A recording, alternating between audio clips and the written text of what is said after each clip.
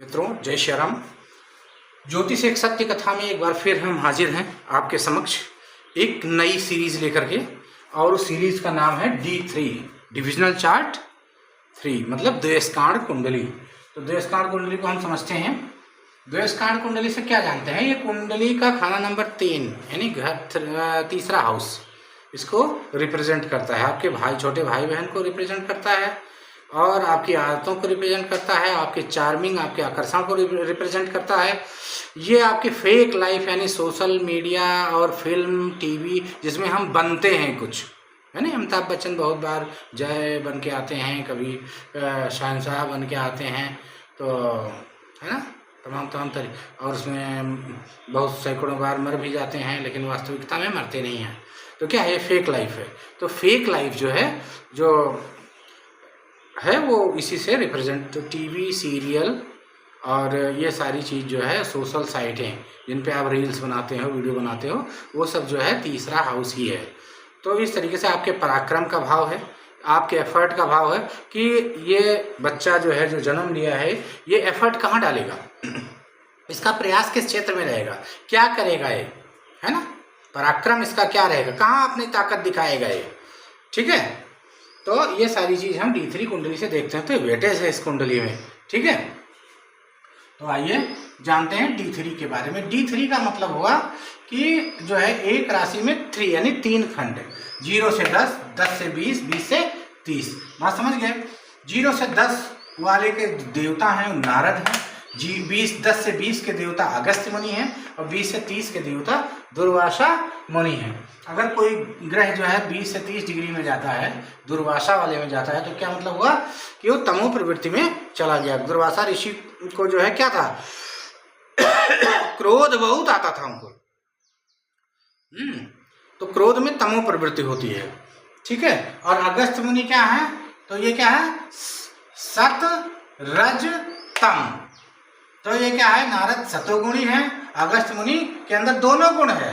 अगर आप उनसे क्रोध से बात करोगे तो उसमें भी वो सक्षम है, और अगर आप दैन्य देव भाव से आओगे, सात्विक भाव से, तो उसमें भी वो परम प्रवीण सक्षम है। इसका मतलब वो बीच में है, ये बैलेंस बनाए हुए हैं सतो और रजो में। तो इस तरीके से जो ग्रह जिसमें जाएगा, उसी हिसाब से, उसी प्रकृति के हिसाब से उसका परिणाम होगा, उसका रिजल्ट होगा। अब पता चला लग्नेश गया दुर्वासा में, तो व्यक्ति दुर्वासा की तरह क्रोधी ही रहेगा, उसको बात बात पे गुस्सा ही आएगा, ठीक है। बात समझ गए? और अगर नारद में चला गया लग्नेश, तो मतलब क्या है, या लग्न चला गया तो मतलब क्या है, वो सात्विक है, उसको कभी क्रोध नहीं आएगा। और अगर 10 से 20 में अगस्त वाले में है, तो सामंजस्य बना करके चलता है।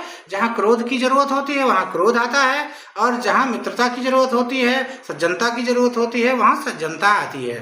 तो इस तरीके से ये तीनों द्वयस्कांड काम करते हैं। अब हम आपको बता दें कि ये पहला जो है ये मेष, वृष, मिथुन, कर्क, सिंह, कन्या, तुला, वृश्चिक, धनु, मकर, कुंभ, मीन। बात समझ गए? ये 12 राशियां हैं इधर, और इसमें 3 खंड है। तो पहला भाग, और उसके बाद दूसरा भाग उससे 5वां होता है, यानी 1, 5 उससे 5वां तीसरा होता है। 1, 5, 9, 2, 6, 10, 3, 7, 8, 4, 8, 12, 5, 9। अब यहाँ से देखो क्रम बदल गया, अभी 5 पहले चला गया, तो 5, 9, 1 हो गया, ठीक है। बात समझ गए? 5 पहले चला गया, और पहले वाला आखिर में चला आया, और आखिर वाला बीच में चला गया, ठीक है। तो क्या हुआ? 5, 9, 1, 6, 10, 2, 7, 11, 3। 7 क्या? तुला, कुंभ, मिथुन। 8, 12 जो है 4, और फिर क्या हुआ? फिर जो बीच वाला था, यहाँ पे जो बीच वाला था नंबर 1 पे चला गया। अब बीच वाला नंबर 1 पे चला गया, तो क्या हुआ? जो यहाँ आखिर वाला था वो बीच में चला गया, और जो ऊपर वाला था वो नीचे चला आया। यानी 9, 1, 5 हो गया, 10, 2, 6 हो गया, 11, 3, 7 हो गया। देखो इसमें जो है ये तो क्रम से है, और इसमें क्या है, 1, 1 बढ़ रहा है, इसमें 1, 1 बढ़ रहा है। इस तरीके से 11, 3, 7 हो गया, 12, 4, 8 हो गया। ये पूरा जो है क्लासिफिकेशन हो गया। अब आपको देखना है सूर्य आपके जो है सिंह राशि में जो है 23 डिग्री पर है। तो सिंह राशि में अगर सूर्य 23 डिग्री पर हैं तो कौन से दो स्थान में गए, कैसे पता लगाओगे? सिंह राशि कहाँ है? सिंह राशि ये है सिंह राशि। अब सिंह राशि के 23 डिग्री पर, तो 23 डिग्री का 0 से 20 ये हो गया, तो 20 से तो अधिक हो गया, यानी ये 10 से 20 हो गया और ये 20 से 30 हो गया। तो अब ये तो जो है यानी 23 डिग्री का ये तीसरे वाले खाने में कहीं आएगा। कहाँ आएगा? सिंह राशि वाले रो में, ठीक है। तीसरे में क्या है? यानी मेष में गया। बात समझ रहे हैं? मेष राशि में जो है तीसरे द्वेषकांड में ये सूर्य गया, ठीक है। बात समझ रहे हो? तो ऐसी प्रकृति मेष राशि वाली प्रकृति होगी। मेष राशि का स्वामी मंगल होता है, तो मंगल की प्रवृत्ति होगी तो सूर्य भी गर्म है, मंगल भी गर्म है, ठीक है। मेष राशि के पूरे एट्रीब्यूट आ जाएंगे सूर्य के अंदर। और उसके बाद में तृतीय द्वेषकांड, तृतीय द्वेषकांड के स्वामी कौन से हैं? दुर्वासा।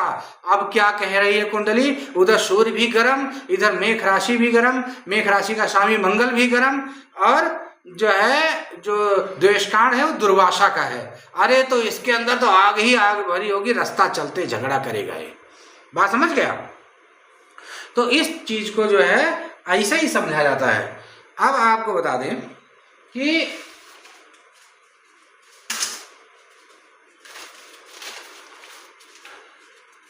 यहां पे हमने कुछ चीजों को समझाने का प्रयत्न किया है। तो तेज समझाता हूं जिससे आपको जो है समय बहुत ज्यादा ना लगाना पड़े।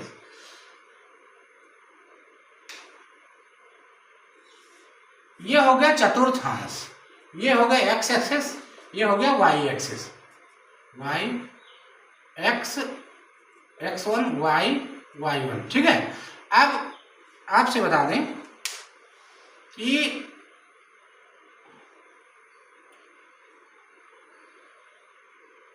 जब कोई प्रकाश की किरण किसी माध्यम में प्रवेश करती है तो क्या होता है?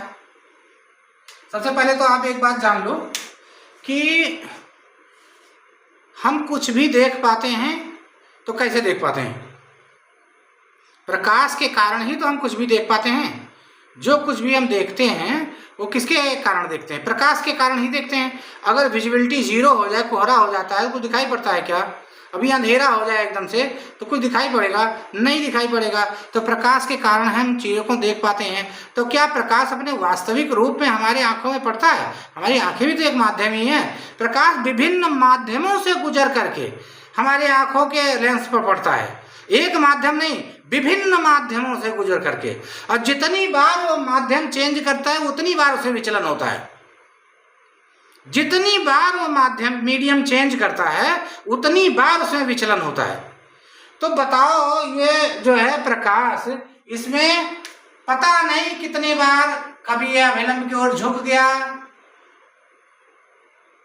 तो कभी अभिलंब से दूर गया, फिर अभिलंब की ओर झुक गया, फिर अभिलंब से दूर गया। इस तरीके से पता नहीं कितनी बार इसने अपने ट्रैक चेंज किए। अब जब ये अपने वास्तविक रूप में हमारे तक पहुंचा ही नहीं तो हमें जो ये दिखाएगा क्या वो वास्तविक होगा? इसीलिए संसार को माया कहा गया है कि ये आंखों से जो कुछ दिख रहा है ये सत्य नहीं है, क्योंकि दिखाने वाला प्रकाश ही अपने मूल रूप में नहीं है। यही चीज ज्योतिष आपको समझाना चाहती है कि वास्तव में जो आप देख रहे हो वो सही नहीं है। वेदों के आंखों से देखो। ज्योतिष वेद का नेत्र है। वेद की आंखों से देखो, ज्योतिष की आंखों से देखो, तब आपको जो है सत्य सत्य दिखेगा।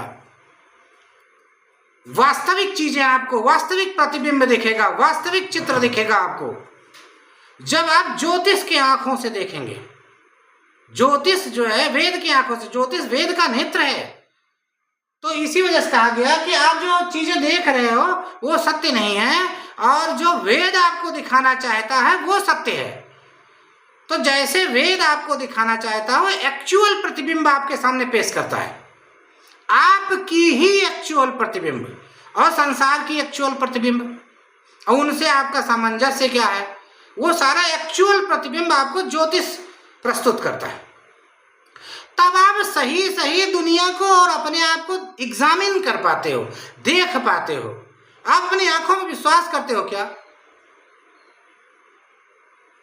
1 करोड़ बार आंखें आपको धोखा देती हैं। अपने मस्तिष्क पर विश्वास करते हो क्या? जो चीज आप देख रहे हो उसी हिसाब से तो मस्तिष्क गणना करेगा। तो आप देख ही गलत रहे हो तो मस्तिष्क गणना सही कहां से कर लेगा? तो इसलिए जो कुछ आप देख रहे हो, जो कुछ आप गणना कर रहे हो, वह चीजें तब तक सही नहीं होगी जब तक प्रकाश के जो है कि गति के बारे में, प्रकाश के और मीडियम के व्यवहार के बारे में आप अच्छे से समझ नहीं पाओगे कि किस चीज में कितना विचलन हुआ और उसके बाद प्रकाश की वास्तविक स्थिति क्या है।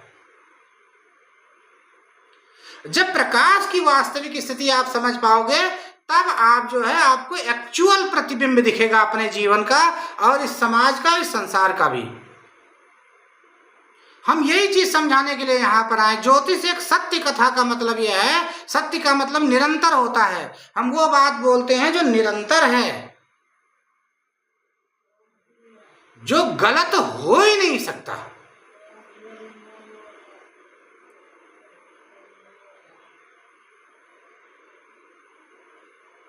तो अब आओ आपको बताते हैं, आंखें सत्य दिखा ही नहीं सकती,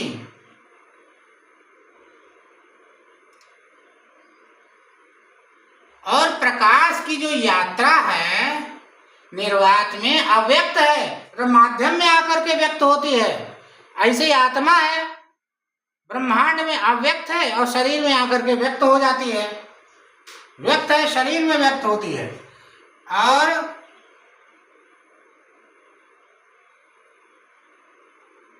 जब प्रत्येक वस्तु को दिखाने वाला प्रकाश ही कई बार विचलित होकर अपने वास्तविक अवस्था स्थिति को प्रतिक्षण बदल रहा हो, ऐसी स्थिति में उसके अनुसार वो हमारे शरीर को भी प्रतिक्षण बदल रहा है।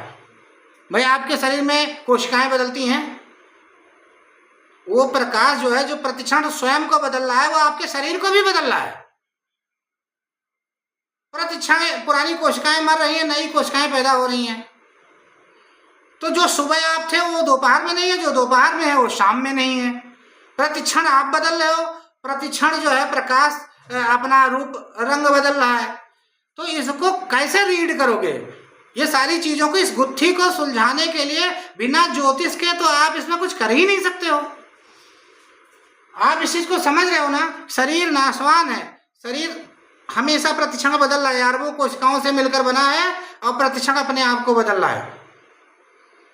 कुछ टाइम के बाद 3-4 महीने के बाद पता चलता है एक भी कोशिका पुरानी नहीं रह गई, सब नई हो गई। तो आप जो बचपन में थे वो आप कहाँ हो? तो इसका मतलब यह है कि जब प्रतिक्षण शरीर बदल रहा है तो इसमें सकारात्मक बदलाव भी किया जा सकता है और इसमें नकारात्मक बदलाव भी किया जा सकता है। अब अगर आपकी सोच नकारात्मक होगी तो बदलाव नकारात्मक हो जाएगा शरीर के अंदर, क्योंकि वो प्रतिक्षण अपने आप को बदल रहा है और आपके कार्यक्रम को भी रीड कर रहा है और डीएनए उसे रिकॉर्ड कर रहा है। तो और अगर आपकी सोच, आपकी विचारधारा सकारात्मक होगी तो वो आपके सकारात्मक विचारों को एब्जॉर्ब कर लेगा और उसके भी जो है उसमें जो रिकॉर्डिंग होगी वो आपके प्रति हमेशा पॉजिटिव होगी, सकारात्मक होगी। इस तरीके से हमेशा कल्याणकारी चीजों को सोचना चाहिए। यही चीज रामायण में कहा गया, भाए को भाए अनख आलस हूं, नाम जपत मंगल दिस दसहूं। ठीक है भाई, रावण को सदगति हुई, वो गति जो ऋषि मुनियों को प्राप्त नहीं हुई वो रावण को गति हुई। तो इस पर गोस्वामी जी ने लिखा, भाए को भाए अनख आलस हूं, नाम जपत मंगल दिसहूं। आप जिससे विरोध करते हो उसको जब गाली देने लगते हो तो उसकी भक्ति ही तो करने लगते हो आप, और क्या करते हो? उसके बारे में सोचने लगते हो, चिंतन करने लगते हो, धीरे धीरे उसमें रम जाते हो आप, फिर वैसे ही बन जाते हो जैसे वो है और दोनों एक दूसरे से लड़ने लगते हो। आप में और उसमें कोई अंतर ही नहीं रह जाता। तो इसलिए गोस्वामी जी ने कहा भाए को भाए अनख आलस हूं। तो नाम जपत मंगल दिससु, उन्होंने यही स्पष्ट किया, चाहे आप भगवान को उल्टा सीधा कह करके रावण की तरह और उनका नाम जप करो, और पूरा मन से वो रावण कर रहा था, 24 घंटे चिंतन कर रहा था, तो उसकी मुक्ति हो गई। तो चाहे भाई यानी प्रेम से करो, नाम जप करो तो मुक्ति हो जाए। लेकिन जो बीच वाले हैं, थोड़ा सा जप भी कर लेते हैं, थोड़ा संसार में भी लग जाते हैं, वो ऐसे ही रह जाते हैं, कई जन्मों तक लटके रहते हैं, उनकी मुक्ति नहीं होती। तो इसलिए कहा गया भाए को भाए अनख आलसहूं नाम जपत मंगल दिससहूं। मतलब यह है हमेशा कल्याणकारी महापुरुषों का चिंतन करो, अपने लक्ष्य का चिंतन करो, कहाँ जाना है आपको उसका चिंतन करो, तो वह चीजें आपके अंदर रिकॉर्ड हो जाएंगी।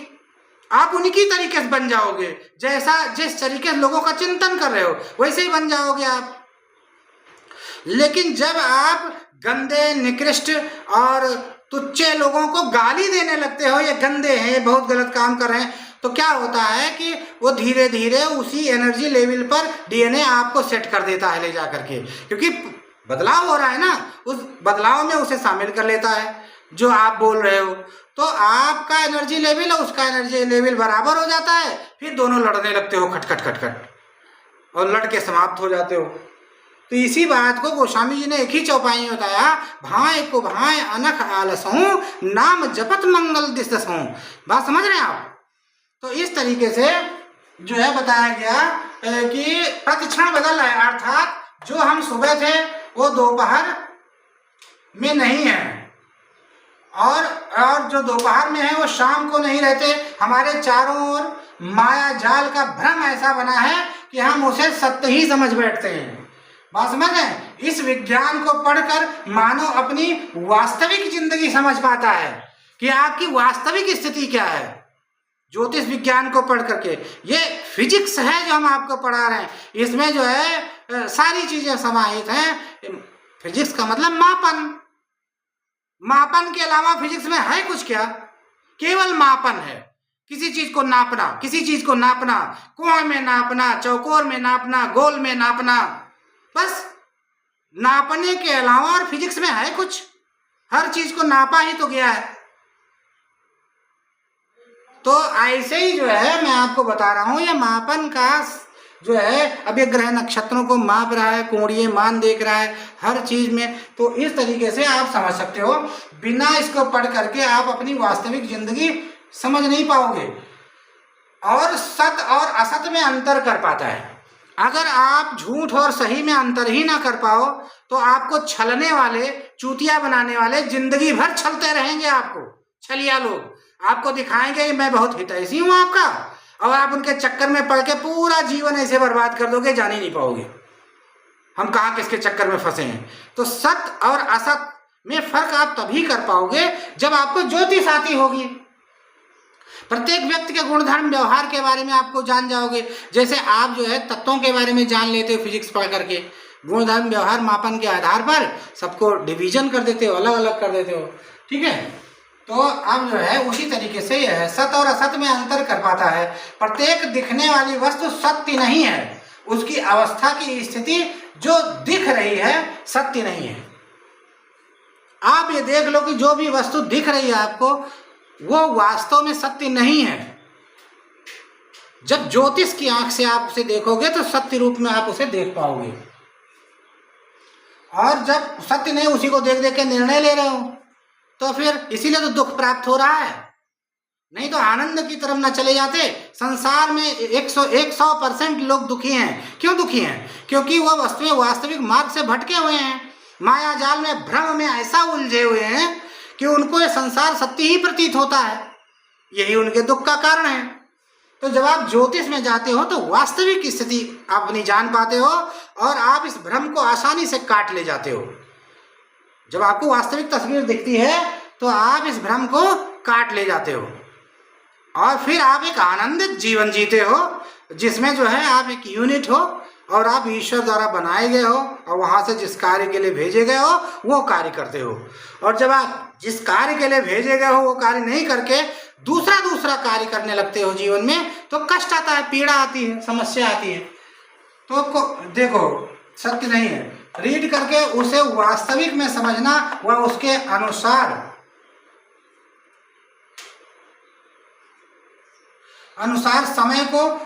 समय को वस्तु व्यक्ति को समझकर निर्णय लेना, उनके वास्तविक व सत्य स्थिति को समझकर जीवन जीना हमें ज्योतिष ही सिखाती है। इसलिए इसे वेद का चक्षु कहा गया है। इसको वेद का नेत्र क्यों कहा गया है, ये चीज आपको समझ सकते हो। तो अब आपको बता दिया विभाजन फिजिक्स से भौतिक मापन है, ज्योतिष है, अर्थात ज्योति यानी प्रकाश, जो ब्रह्मांड से वेव के रूप में यानी तरंगों के रूप में वो प्रकाश की किरणें आती हैं और माध्यम में पहुंचकर ये आपस में मिलकर कण का रूप ले लेती हैं, एक ऊर्जा का पैकेट बन जाती हैं, ठीक है, जिनसे आप बिजली भी बनाते हो, ठीक है, कण का रूप ले लेती हैं, पैकेट ऊर्जा का, और विभिन्न प्रकार के माध्यम से प्रभावित होती हैं। इसके विचलन को रीड करके उसे वास्तविक में समझना व उसके विचलन को रीड करके कि कब किस माध्यम में कैसे विचलन इनका होता है समझना, उसके अनुसार समय वस्तु व्यक्ति को समझकर निर्णय लेना, उनके वास्तविक व सत्य स्थिति को समझकर जीवन जीना हमें ज्योतिष ही सिखाती है। इसीलिए इसे वेद का चक्षु कहा गया है। जय श्री राम।